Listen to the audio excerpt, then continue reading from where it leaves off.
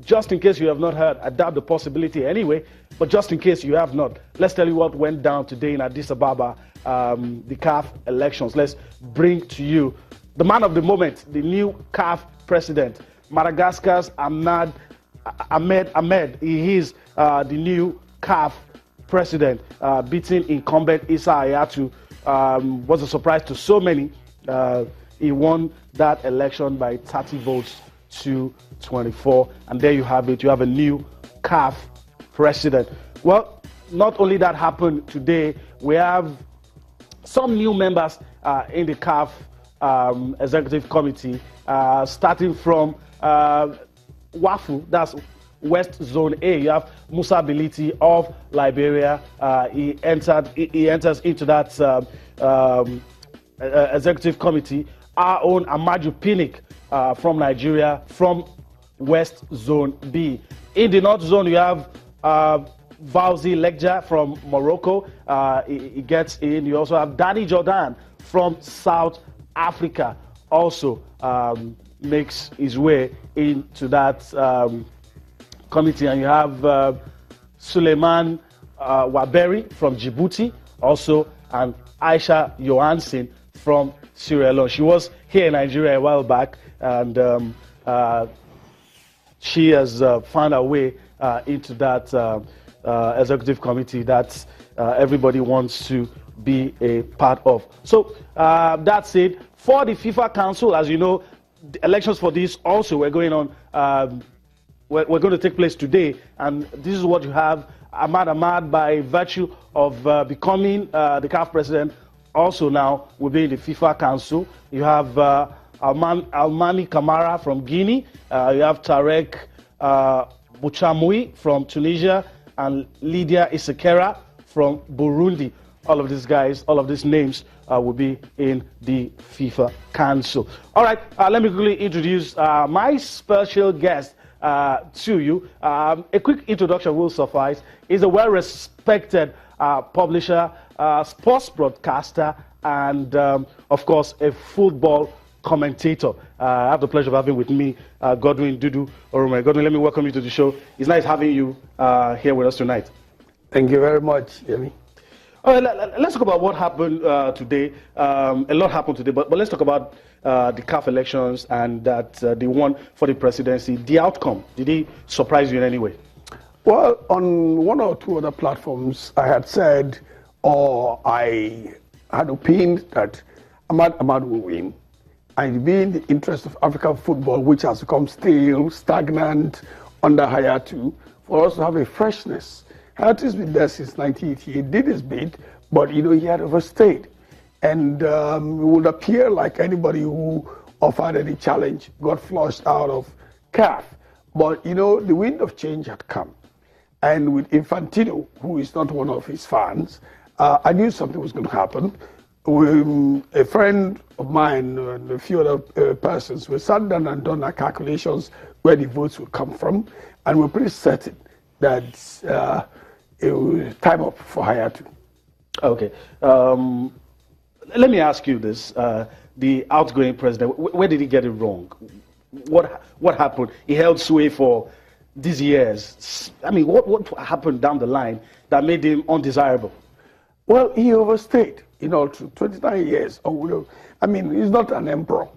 Okay. It was a job that had to be done, and you see, global trends change. I'll tell you something. Let me just digress a bit. I used to pride myself of being a super teacher in English language because I read English first. But many years after teaching English language, I tried to teach students who were preparing for WAEC. I looked at the syllabus, everything had changed. I was no longer current. And these children had to face an exam that had new demands. I had to get somebody to teach them. That's the same thing. Things have changed, but Hayatou was, I mean, too comfortable. I mean, spending CAF money as if it was his. And you look at it this way. The value and return on CAF properties don't compare with European football at all. The same set of people. It was like a mafia. I mean, gangsters in suits or agbadas just taking the football back. Many turbulent associations. A lot of African countries have many factions. Yes. All down to Hayatu's style. And you're not in Hayatu's good books, then you're not going to go into CAF committee. You're not going to get appointed. Your country doesn't get listed for referee. I mean, just before this election, poor strategy. He took away the under-17 hosting rights from Madagascar. Now, where are we? Truth about it is, he had gone past his best days, and there was the need to bring some freshness. And if he was a smart person, the signals at FIFA would tell him that, hey, time is time to go. All right, let's talk about his legacies if we can. All those years, he must have done something good. Before we talk about a successor now, I mean, cast your mind back and point to a few things that he did well during his reign. I'm actually scratching my head and struggling. I can't really nail one now. Wow, 29 years. Yeah, I can't, because you see, a lot of what we see as development in Africa, they are legends thrown at us by Sepp Blatter, who likes Africa very much. There is nothing you can really point to. Having said that, maybe he stabilized the continental body for the first 10, 12 years, but after a time, you begin to look at what is it? Is it a CAF award? Nothing special. Boring. Is it the youth developmental programs? African teams win the World Cup, but the national teams are nowhere. I mean, to compare to their contemporaries, Nigeria is world champion at under 17. Ajiboye is in goal for us, and the higher of Man U is in goal for Spain. Ajiboye is retired from the game how many years ago? The higher is still in goal for it's just beginning. The higher has at least 10, 12 years of serious football. Now, these little things, way of rejigging our football, telling ourselves the truth, ensuring that there's a real growth and developmental pattern. I don't see it, in Hayatu style. Okay. All you hear of, shady transactions, bribery allegation, and corruption the rest allegation. of it. There's nothing soothing. Okay. All right. Now that the new leader is there, which seems to have fresh ideas, what would you expect in the years to come? What would you like to see? I'd like to see him get federations all over Africa stabilizing, presenting a united front from home, and coming there to work out a way of developing the game in Africa to ensure that, okay, if it's TP Mazembe or Mehala or stationery stores or canopilas, they are good enough to earn the kind of money that will keep the game going. We also have to ensure that, he also has to ensure that the developmental platforms are truly beneficial to African countries. I also expect him to recreate things that African referees can show up at the World Cup. Global competitions. Global competitions. Women's football, our football is still, African football is still quite behind. We will do better if Ahmad sets up a committee to address women's football and ensure that there's adequate sponsorship at national level and international level. And then, of course, begin to ensure that only people who can add value are members of the committees, not people who are going there just to line their pockets. They are match commissioners, which have no benefits to home states. Before we go on break, let me quickly ask you this. With Amaju Pinnick's winning his election and getting into the CAF Executive Committee, a lot of people will say that we have aligned ourselves well on the continent with the powers controlling the game on the continent and as well globally, talking about FIFA. All of these things, what advantages or what do we stand to benefit from all of this? Well, we have a good looking now. I mean, a few years ago, by way of our own carelessness, we didn't go to African Cup of Nations, Chad withdrew, and the rest of it. But if it was a time like now that we have somebody in there it's going to be able to push the case. Say, look, sponsor Chad to complete their competition, the preliminaries, so Nigeria doesn't get disadvantaged. Now, when they're setting up committees too, Amaju should be able to say, hey, referees committee, we should have a Nigerian there. Organizing committee, it's going to be a strong voice. It's the third Nigerian to go to CAF Executive Committee, Orokoyo, Amos Adamu. He's a younger man with more energy. We expect him to be forthright. He won't be afraid because I think he has a very close alliance with Infantino, the FIFA president. So that works in his favor, and I think he knows why he's there, and he's going to be working hard to ensure that Nigeria has, good representation on all platforms that will benefit Nigeria. Let me quickly take you back to something you alluded to earlier.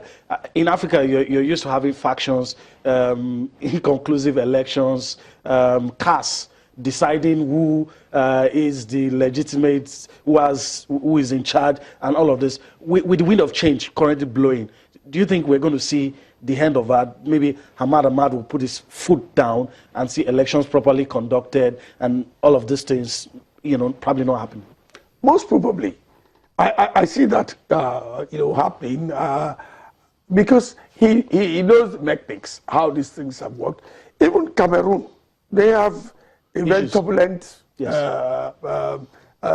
football association. I think that as the wind of change is blowing, it will be complete with a new attitude, a new appetite for what is right and what is correct. And I see Hamad Ahmad's tenure making the effort to put an end to those unnecessary upheavals in various associations all over Africa. What would you like to see? Strong individuals or structures in CAF? Because it looks to me that what we have in CAF are just strong individuals. Well, most of Issa Hayatu's men got voted out, but some of these guys that just got in might later become strong individuals. Well, hopefully that will change, because any society to survive and survive well, it's got to have strong institutions, not strong individuals. And even our own polity here, you check it, that has been a tremendous drawback. We hope to see that what we'd like to see is a CAF built on new values, new aspirations, driven by persons who know that there will be an end game, because they now know that if Issa Hayatu and Blatter can be swept off, anybody can.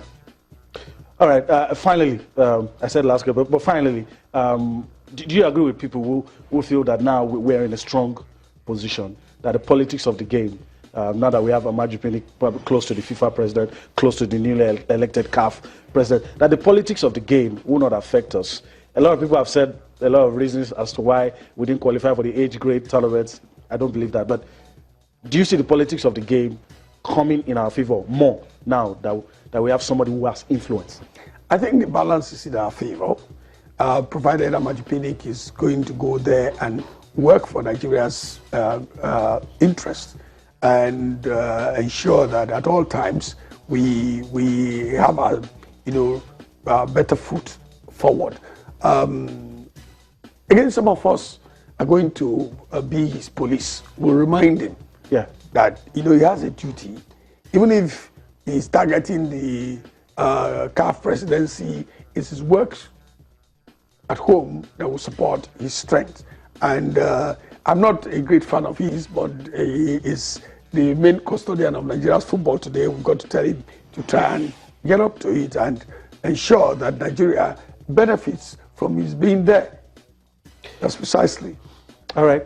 Godwin, I want to thank you for your time on the show. It's been nice having you here. We hope to do this often as time permits. I'll try. Okay.